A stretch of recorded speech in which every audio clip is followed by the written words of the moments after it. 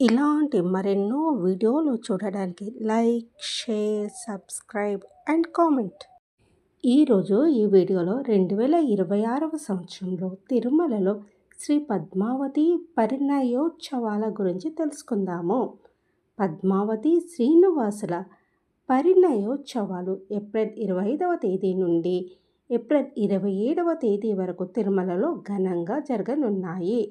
నారాయణగిరి ఉద్యానవనాలలోని పరిణయోత్సవ మండపంలో ఈ వేడుకలను అత్యంత వైభవంగా నిర్వహిస్తారు.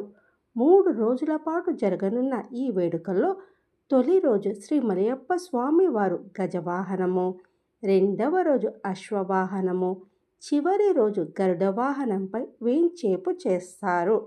మరోపక్క ఉభయ నాంచారులు ప్రత్యేక పల్లకీలలో పరిణయోత్సవ మండపానికి వేంచేపు చేస్తారు. ఆ తర్వాత కళ్యాణ మహోత్సవము కనుల పండుగగా నిర్వహిస్తారు. శ్రీ పద్మావతి పరిణయోత్సవాల సందర్భంగా ఏప్రిల్ 25వ తేదీ నుండి ఏప్రిల్ 27వ తేదీ వరకు అర్జిత బ్రహ్మోత్సవము, సహస్ర దీపాలంకర సేవలను టీటీడీ రద్దు చేసింది.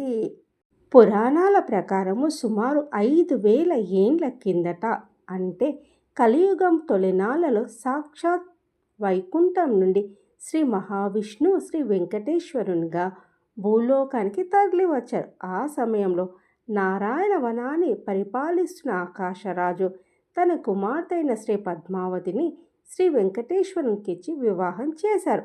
ఆకాశరాజు వైశాఖ శుద్ధ దశమి శుక్రవారము పూర్వ పాల్గొని నక్షత్రంలో నారాయణ వనంలో కన్యాదానం చేసినట్లుగా శ్రీ వెంకటాచల మహత్య గ్రంథం తెలుపుతోంది.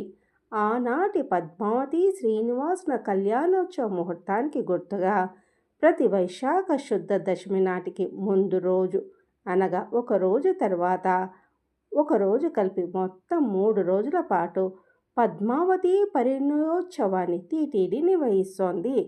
1992వ సంవత్సరం నుండి ఈ ఉత్సవం జరుగుతుంది. ఆనాటి నారాయణ వనానికి ప్రతీకగా తిరుమల నారాయణగిరి ఉద్యానవనంలో శ్రీ పద్మావతి పరిణయ వేడుకలు జరగడం విశేషం.